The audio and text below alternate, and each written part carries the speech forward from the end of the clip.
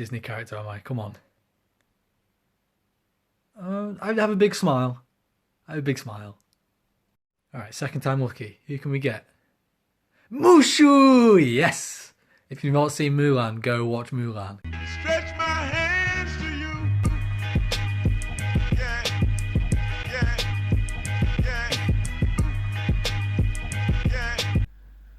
So in today's video, we're going to be jumping 430 years from our last video, our last encounter with Abraham, to the time of Moses. And we can find his story in the book of Exodus, the second book in the Bible. In this time, Abraham's descendants became a big family, and because of hard times, they moved into the land of Egypt. Years had passed, and the Egyptians forgot about the friendship that they had with the Israelites and made them slaves. And in this time, the Israelites became a huge nation. They grew in number, just like God promised Abraham. All those years ago, his name and descendants became a great nation, but they were enslaved. And Moses was born an Israelite, but brought up in Pharaoh's palace. He was born into slavery, but then grew up in Pharaoh's palace as royalty. And he learned who he was, his true self being an Israelite. And he abandoned his house. He abandoned Pharaoh and he abandoned Egypt and everything that he knew growing up.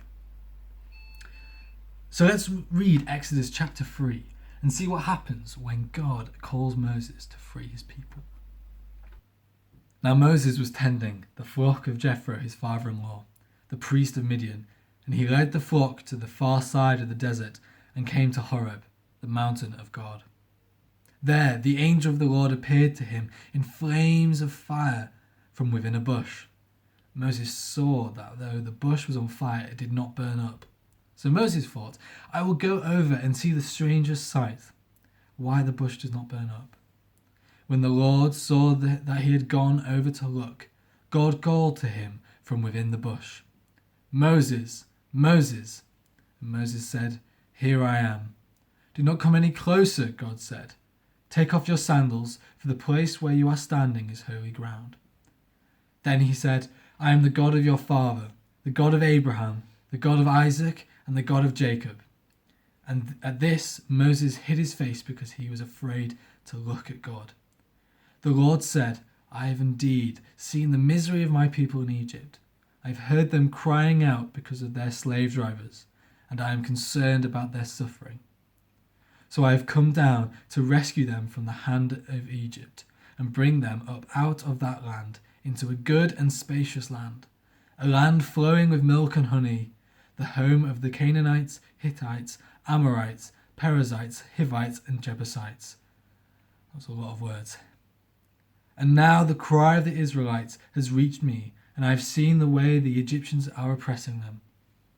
So now, go, I am sending you to Pharaoh to bring my people, the Israelites, out of Egypt. But Moses said to God, Who am I that I should go to Pharaoh and bring the Israelites out of Egypt? And God said, I will be with you, and this will be the sign to you that it is I who have sent you. When you've brought the people out of Egypt, you will worship God on this mountain. Moses said to God, Suppose I go to the Israelites and say to them, The God of your fathers has sent me to you, and they ask me, What is his name? Then what shall I tell them? God says to Moses, I am who I am. This is what you are to say to the Israelites. I am has sent me to you. Moses felt unequipped, powerless, and not the right man that God had called for this task. But God knew exactly why Moses was chosen. And with God's help and guidance and power, Moses became a great leader of the Israelites.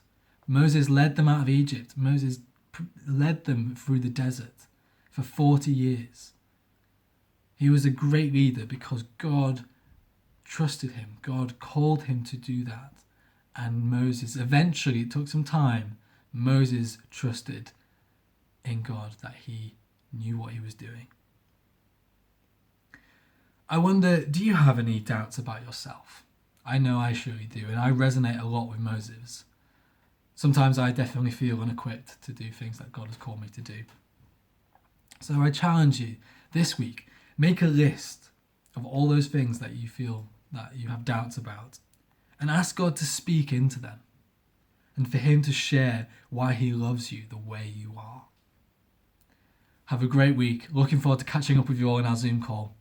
See you later.